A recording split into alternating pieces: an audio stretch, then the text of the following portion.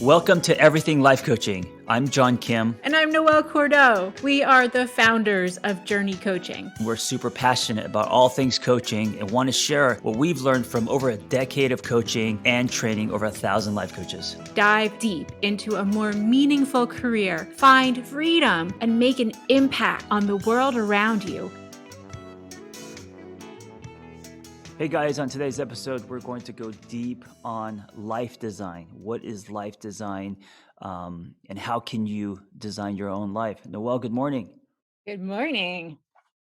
I love this term life design because it doesn't, to me, the words like design and build, it doesn't feel hokey. And I know in our world, there's a lot of words that can feel very kind of out there and hokey, like very slippery and hard to grab onto.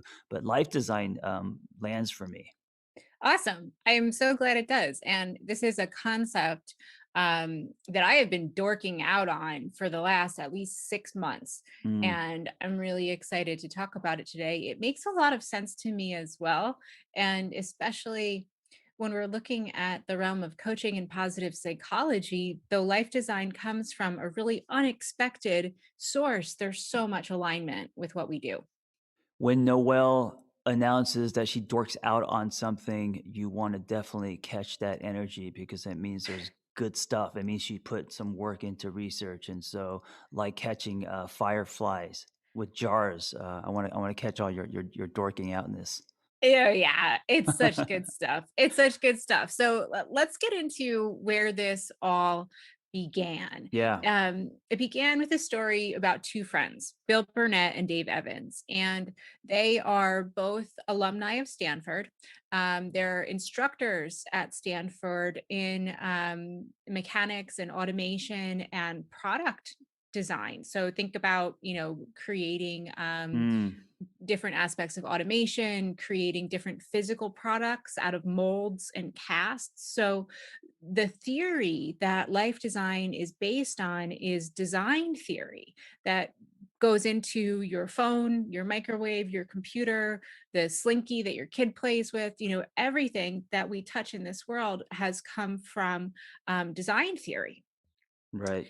And what was happening was Bill and Dave hold office hours for students, as so many do. And student after student after student were coming to them saying, "What do I do with my life? How do I figure this out? I want to be happy. I want to be productive. What do I do?" Which is a great question to have when you're 18, 19, 20, 40, 50, 60. um, right? And Yeah. so they said, what would happen if we took the same problem solving methodology that we apply to product and help our students use it to navigate change and transition in life? Yeah. That's awesome. I love that. I love when any sentence starts with "What would happen if." Yes, yes. And that is really the tenet of life design. It's the idea of building your way forward based on curiosity, trial, and evaluation. Yeah, this actually sounds like, and I didn't know I was doing it at the time. I didn't know I was designing or redesigning my life, but this sounds like my rebirth. It's exactly how I went into it, with curiosity, trials, information. Absolutely. I agree. And knowing your story, I think you're going to resonate with this so much. So let's pull back and look at this from a coaching perspective. Because when we come into the world of coaching, we love it when clients have clear cut, actionable goals. So, an Right. example of a clear cut, actionable goal is I want to go to NYU, I want to go to law school, I want to focus on environmental law, and I want to live in New Jersey close to my mother, right? Like Yeah. that is clear cut, actionable goal. We know where we're going. But humans a lot of the time don't work that way. They have feeling goals. So a feeling goal would be I want to be happy and productive, Hmm. right? That's murky, it's squishy. And so when we don't have those definitive big rocks to hold up as a future vision, this is when we can start to apply life design. You know what you want as far as how you want to feel, but you don't necessarily know what that looks like. Exactly. Right. And one of the things that I love most about life design is that even though it doesn't come from a positive psychology based perspective, Bill and Dave really freaking nailed it. I was reading their book, and one of the things that just knocked my socks off, and I was literally running around the house looking for my husband so I could tell him, is that, in design theory, there are many possible paths and all of them can go well. Yeah, it's like, it's almost like the choose your own adventure kinda thing. Yes, yes. And in our society, we tend to default into black and white or if then Right, thinking. If right. I don't do this, then everything is miserable. When in fact, every single moment of our lives, at this moment, I could choose to have a sip of coffee or my LaCroix, and they're both delicious. Sounds like, a new way to look at something is the beginning of redesigning your life. That life isn't a straight line. Life is not a straight line. And the other part of life design that I adore is that you are literally the only person who has to like your life. Mm, yeah, I love that because I think, so many of us, we make decisions based on other people's wants for us, like our parents or partner or friends. Or society, Right. or just I was rolling around my apartment and I was really thinking about it. So for those of you who haven't heard the early days of our podcast, I live by choice in a very modest apartment in West Philadelphia. And there's some paint chipping, and I could certainly upgrade, but I freaking love this place. I love the old Mm, creaky house. I love the garden. I love the backyard. I can walk to the river. I love the high ceilings. It's a French colonial house that was built in the 1800s. It's breathtaking. To me, that's the only part that matters. yeah, like your parents or other people may be like, fix this creak or a crack or, this paint, you should repaint all these kind of things. But you're saying, to you, you love it as is, I this love it raw as set. is. Yeah. Yep. Yeah. And I don't need an upgrade because I'm super duper happy with where I'm at. Um, and so Ooh, and another part of this is that the framework that we use for life design is very analogous to other frameworks in coaching. So there is a process to it. And the word that describes the process is generative. What do you mean by generative? Generative is um, an aspect of existence that is constantly evolving, constantly creative, constantly productive, challenging. So, in the early days of the John and Noelle story, we took a very weird dive into tech adaption and tech development. Yeah. Yeah. and and you Incubators. incubators, Right. all of that good stuff, apps. And you might remember from those days, we used design theory to build something and then see what happened and then go from there.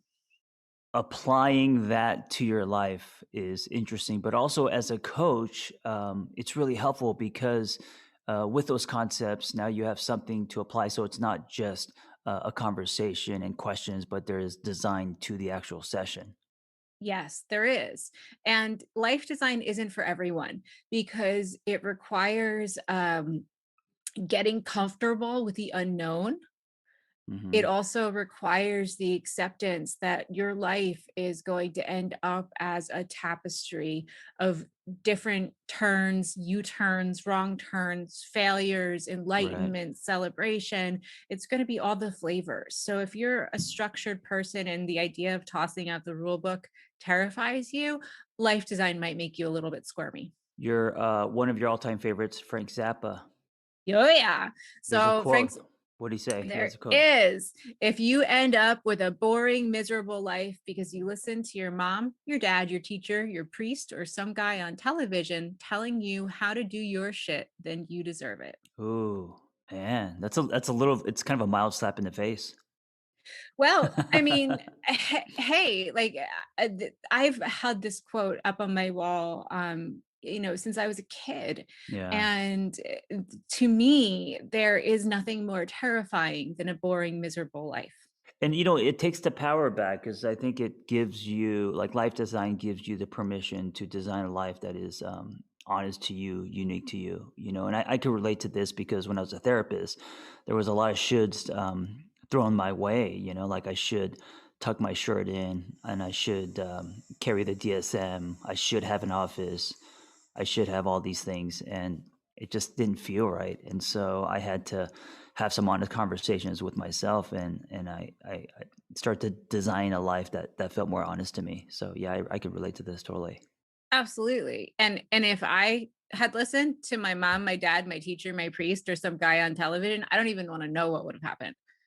Yeah, I mean, you would probably be, I don't know, in school. I mean, you would definitely be doing something that you probably are doing for someone else and not you, of course. Yeah. Yeah. I have no idea what that would be like. And let's not even go there. Let's get into the process of life design because it's super fun.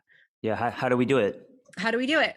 So, step one, which I again adore, is radically accept wherever you are in the journey. Yeah, this reminds me of Buddhism, radical acceptance, Yes. starting with Yes. truth. Yes, and I found comforting the words of Dr. Maya Angelou.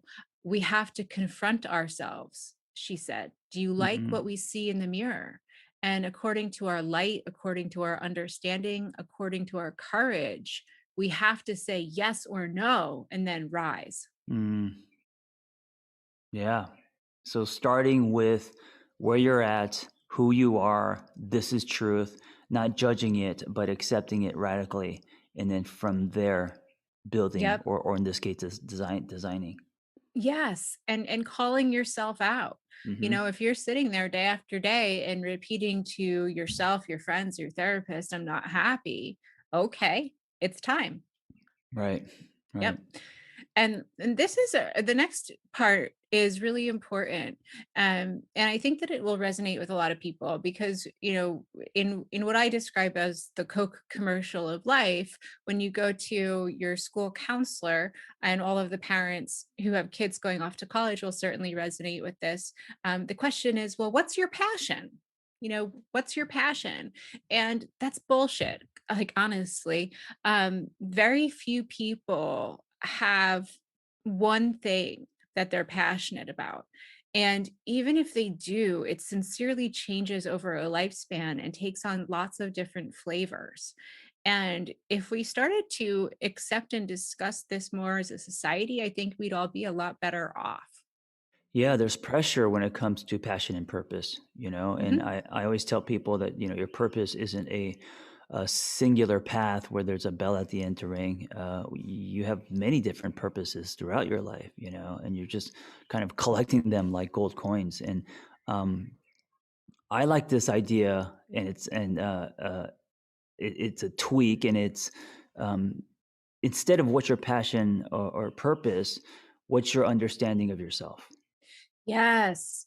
Yes. And the trick here that I can't emphasize enough, and this part is uncomfortable, and this is what makes entrepreneurship uncomfortable, and this is what makes product design uncomfortable, is that you have to constantly and honestly reflect what went well. What did I like? What do I want to replicate? What do I want to pull forward into the future? What goes on the never again list? Yeah, it's also, bringing it back to you. Mhm. Yeah. You can't design your life well if you don't know who you are, and also what interests and skills you have to offer the world. Now, interests and skills are very different from passion and purpose. We all have interests and skills, they're abundant, right? So from there we're saying, okay, who are we? And sometimes in coaching, I have clients. I have one client that I'm thinking of right now. We've spent about 2 years just figuring out, who my client is. And so it's not a quick fix. You really have to do the work of reflecting and figuring out. And from there, in order to define what matters to you, you have to give things up that weigh you down.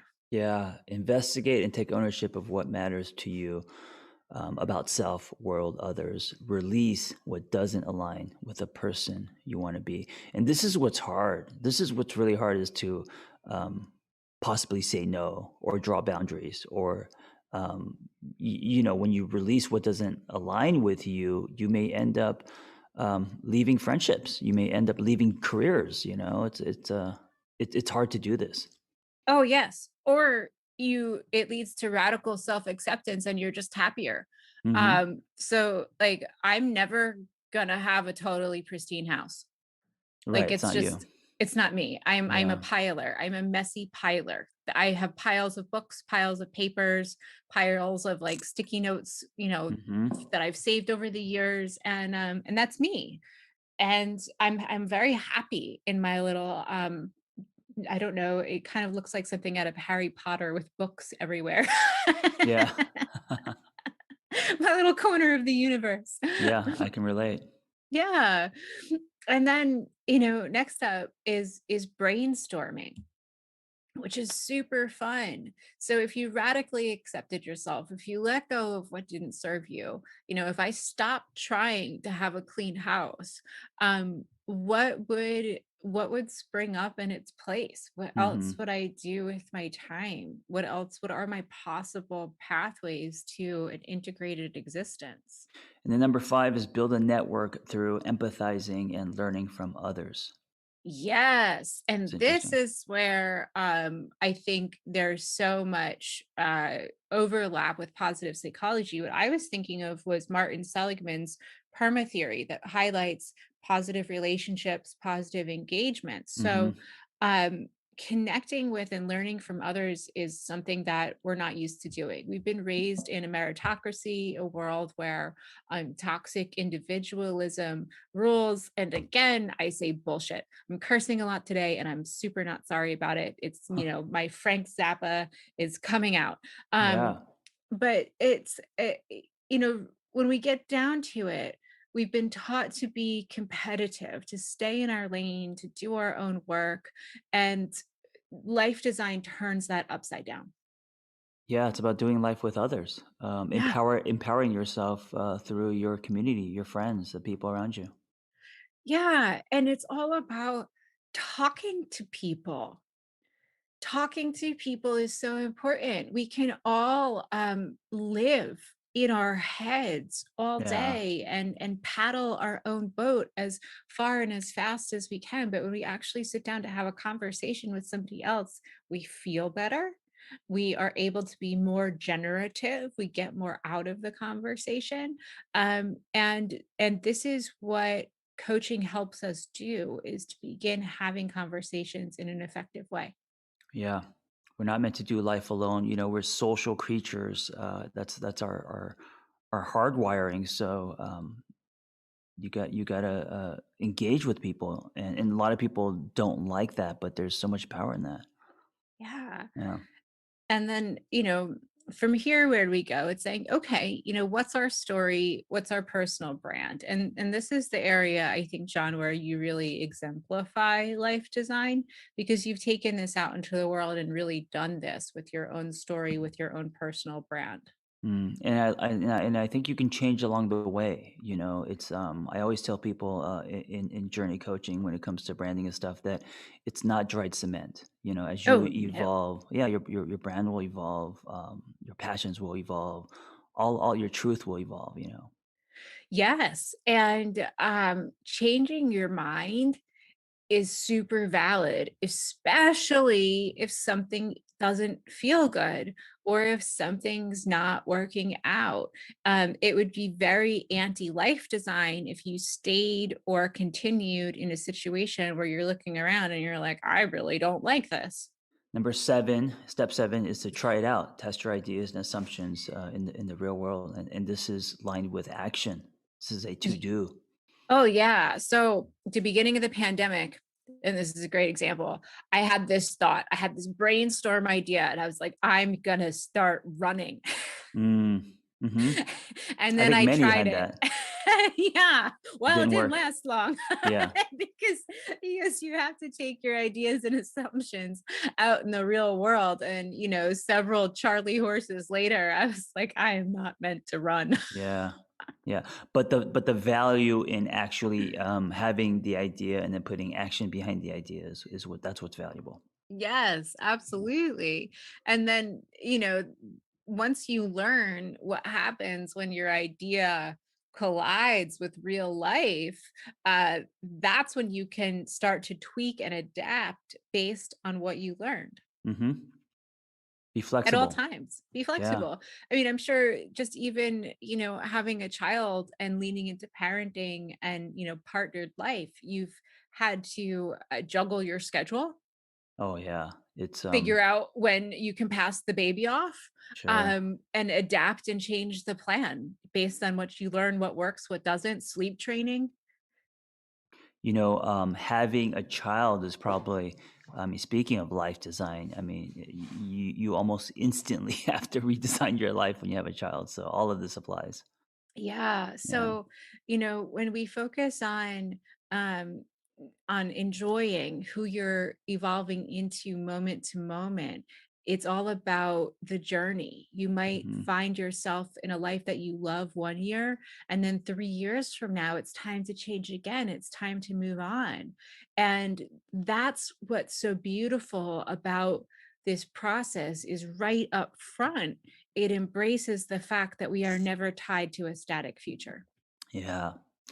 I I'm gonna throw a weird visual in here, but it's what came for me.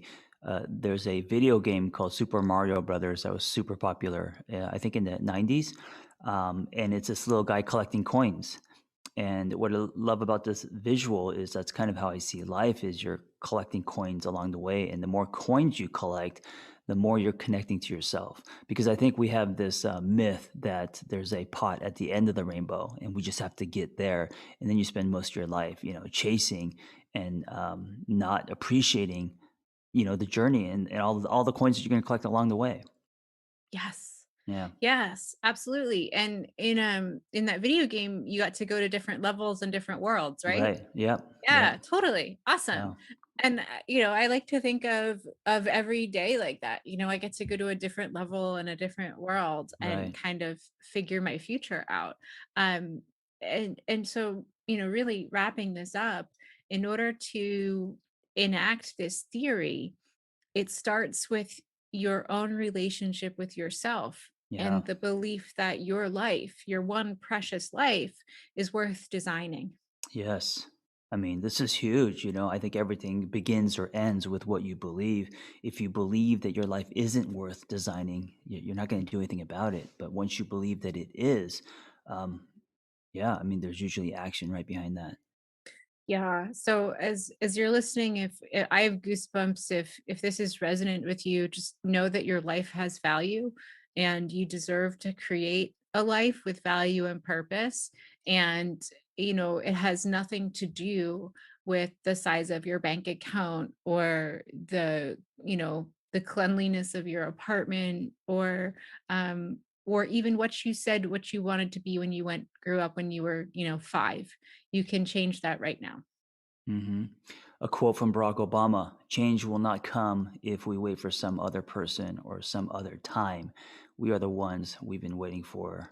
We are the change that we seek." Yes. Yeah. And speaking of change, if you are interested in life coaching, here's a great example of taking a concept like life design. And, we gave you a lot of the steps and applying this to not only changing your own life, but helping other people change theirs. Oh, yes. I'm actually building this into the curriculum. Yeah. So come on over, Yes. check out Journey Coaching and go deeper with life design, not only yours, but helping other people design their life. Yes. Thank you for listening. Be well. Thanks for listening to Everything Life Coaching. If you're feeling the draw to become a coach, head to journey.co/everything to explore a new career that brings fulfillment, gives you a true sense of purpose, and a strong community to do it in. We created JRNI Coaching to equip you with the tools, training, and community you need to attain your goals. Join JRNI Coaching and begin your journey towards personal freedom and a transformative state of growth today. That's JRNI.co/everything.